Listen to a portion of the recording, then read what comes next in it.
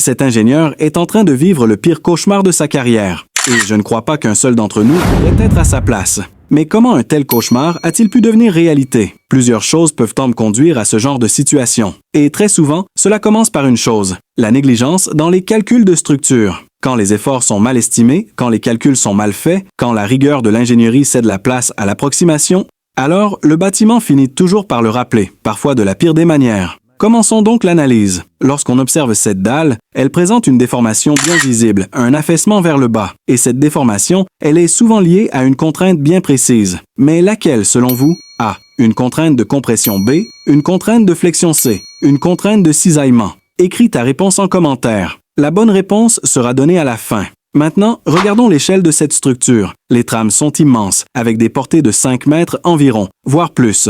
Et avec de telles trames, il est évident que les dalles classiques montrent leurs limites. Il faut passer à un autre niveau. Des dalles autoportantes, pensées pour ce genre de configuration. Parmi elles, on retrouve les dalles à corps creux, les dalles alvéolaires précontraintes, les dalles champignons ou encore les dalles nervurées. Tu en connais d'autres? Note-les en commentaire. On construit cette liste ensemble. Mais ce n'est pas tout.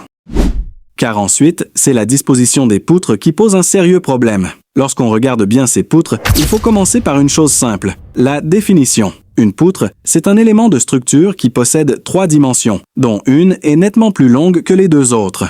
Mais ici, les retombées des poutres sont placées dans le sens de la petite largeur, ce qui est problématique.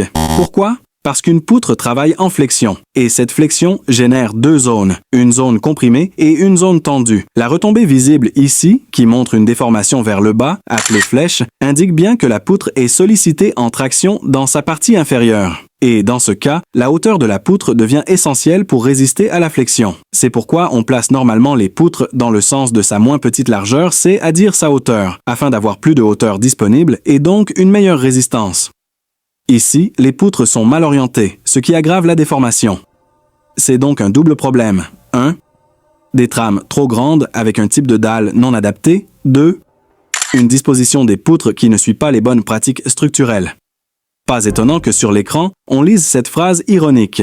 Quand l'ingénieur est diplômé en ligne, promotion 2020, en fait la bonne réponse à la question plus haut? C'était bien. B. Une contrainte de flexion. Félicitations à ceux qui ont écrit la bonne réponse.